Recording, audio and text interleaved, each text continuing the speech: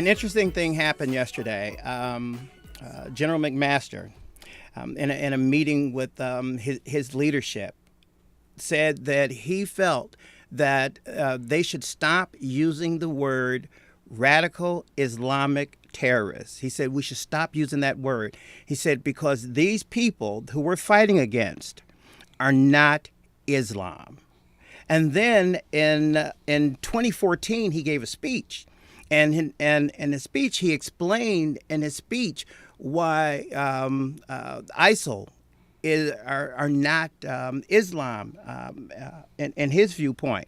You know, radical Islamic terror was the word that Donald Trump you pretty much we heard every single day. Yeah. And now comes a person in charge of our national security, and he says in a meeting of his leadership, once again, stop a using demonstration it. that not everybody agrees. Not everybody in the cabinet agrees with the president. So, which is making my earlier point. In this particular case, I would respectively disagree with General McMaster's, because if you do look at what the Quran says, it was like saying, well, the IRA doesn't speak for Catholics. Right. But the IRA was the point of the spear that many Catholics felt, well, I don't want to put bombs in the center of London, but thank God somebody is, And a lot of so-called peaceful Muslims, unfortunately, secretly and inside, you don't see any protests by peaceful, law-abiding Muslims against Islamic terrorism. None. They just quietly go about their way and hope that the backlash isn't too great.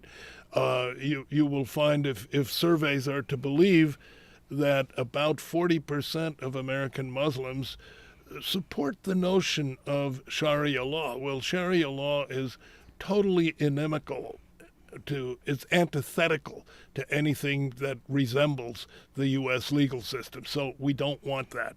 The Quran also, and this is when we talk, Islam, unfortunately, is not like any other religion.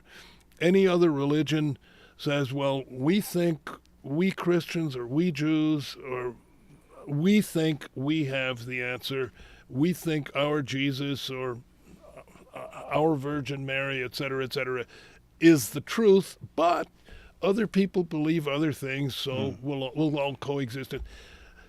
The Islamic faith does not preach tolerance towards other religions. They say Islam is the only truth and everybody else is infidels, and ultimately we need to have the whole world. And I mean, unfortunately, the Quran does say that infidels are either to be converted, or if you can't convert them, they need to be put to death, because that's what Allah wants, or that's what Muhammad said that Allah wants.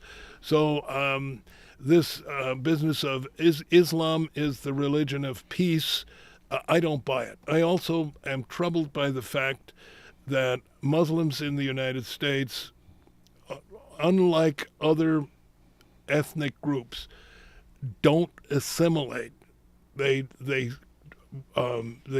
continue to follow their own traditions. They are lumped together in their own enclaves. They want to convert the public schools to their system and so forth. So this is not the old model like Italians and Koreans and Chinese and ethnic Japanese and ethnic Hispanics who come to the United States, learn English.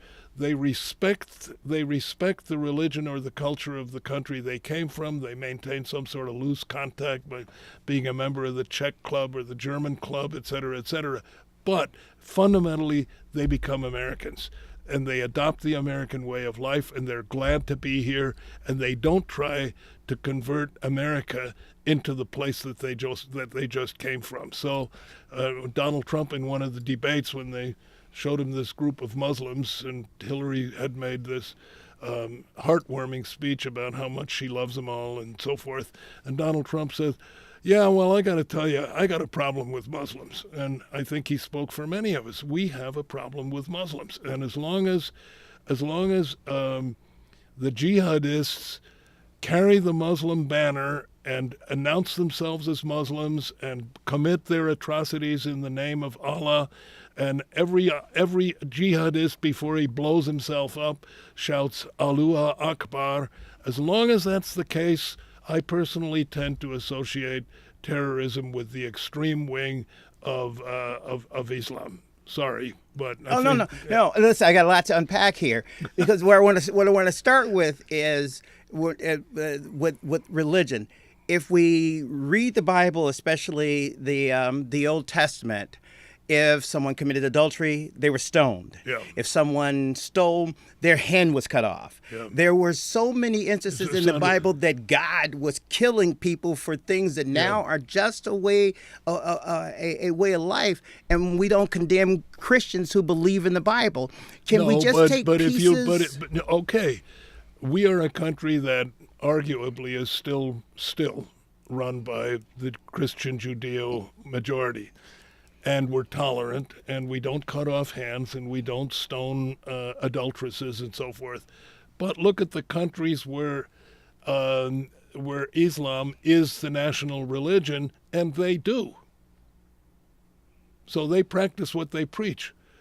We don't practice what the Old Testament of the Bible preached. So we reject that stuff.